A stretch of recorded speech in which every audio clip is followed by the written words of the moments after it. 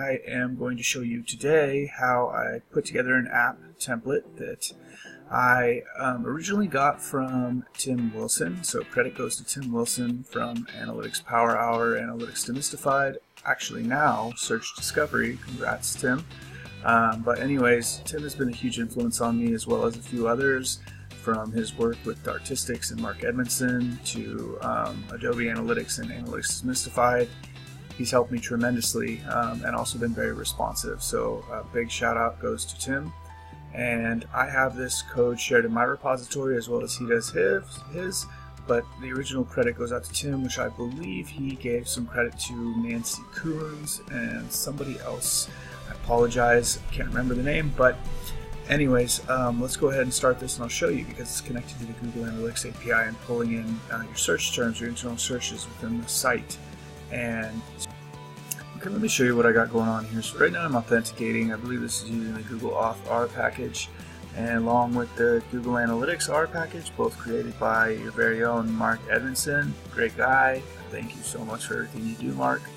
He's created most of the API packages for Google with R, so commendments to him all the way. So what I did in the top left there after I logged in was I selected the account, which is basically the highest level account, and web property, which is just which site I wanted, and then the views is your filtered views. Okay, if you know Google Analytics, you know very well what all that is. And then you select the number of word occurrences to include either the words that are occurring the most, or if you want to include everything. So if you want words that are occurring 10 times or more, then obviously move that dial up, that gauge up. So what it's doing is it's populating a word cloud here.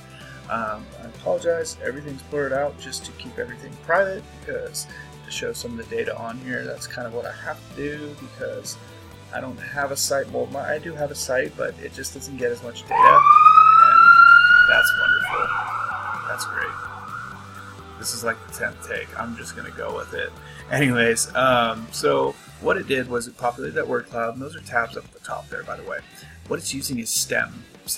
If you don't know what stemming is, what it does is it's rolling up all the words into the most likely words. So let's say if you have like catfish, cat-like, catty, it's going to roll it up into like cat. Okay, and so it's really cool because it's actually rolling up terms that are like or close to each other into like a higher level term. So you have a better idea of what those searches are. So it's actually wrangling the data a little bit and pre-processing it before it throws it back in here to give you a tighter, cleaner view of your site searches. So this is a very effective app for just overall looking at search analytics. And then you can see over here, it's really cool because it's using a couple of functions and algorithms and stuff to actually pull together your question-like searches that are going on the site. All of this is included in the R script, to where you can just out of the box, if you have a project API credentials to connect, you can run it within minutes from your RStudio. Okay, and so there's many different metrics. I included some extras in here.